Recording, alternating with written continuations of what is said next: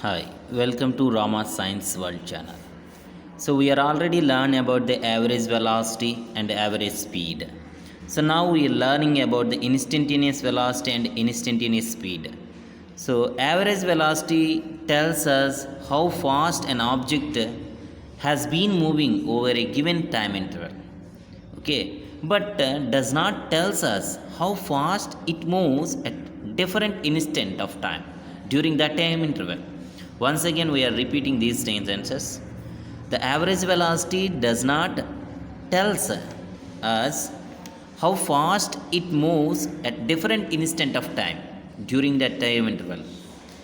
Here, average velocity only explains of the over the motion, but instantaneous velocity tells the velocity at a particular instant of time. Or here the velocity at an instant is defined as the limit of average velocity as the time interval delta t becomes infinitesimally small. Here v equal to limit delta t tends to 0, delta x by delta t equal to dx by dt. In uniform motion, velocity is the same as the average velocity at all instants. Okay, in uniform motion, velocity is the same as the average velocity at all instants. So, instantaneous speed. Simply, the speed is the magnitude of the velocity. So, instantaneous speed also magnitude of the instantaneous velocity. Okay, thank you. Acceleration. So, the rate of change of velocity with time is called acceleration. Acceleration means, once again we are learn, the rate of change of velocity with time is called acceleration. So, average acceleration. Average acceleration a bar over a time interval is defined as the change of velocity divided by the time interval.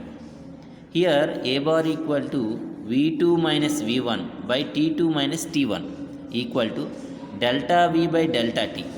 v1 and v2 are the simply velocities at a time interval time t1 and t2.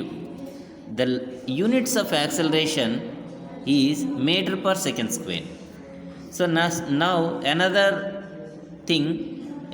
word, instantaneous acceleration. So similarly is like that of instantaneous velocity.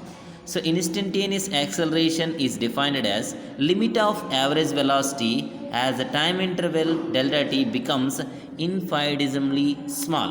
Here formula a equal to limit delta t tends to 0, delta v by delta t equal to dv by dt. This is the explanation about acceleration, average acceleration and instantaneous acceleration. Okay, thank you. Okay, so these graphs are mainly drawn between position versus time. For the motion with positive acceleration, and second graph negative acceleration, and third graph is zero acceleration. In case of the first, the graph shows like, and second and third. So these are the graphs between the position versus time with the various accelerations. Thank you. మీరు కనుక ఈ video నచ్చినట్లయితే క్రింద ఉన్న share button click చేసి share చేయండి. దాని కిందనే ఉన్న రెడ్ కలర్ సబ్స్క్రైబ్ బటన్ని క్లిక్ చేసి సబ్స్క్రైబ్ చేసుకోండి. దాని పక్కనే ఉన్న బెల్ ఐకాన్ని యాక్టివేట్ చేసుకోండి. బెల్ ఐకాన్ క్లిక్ చేస్తే నా వీడియోస్ మీకు నోటిఫికేషన్ రూపంలో అందుతాయి.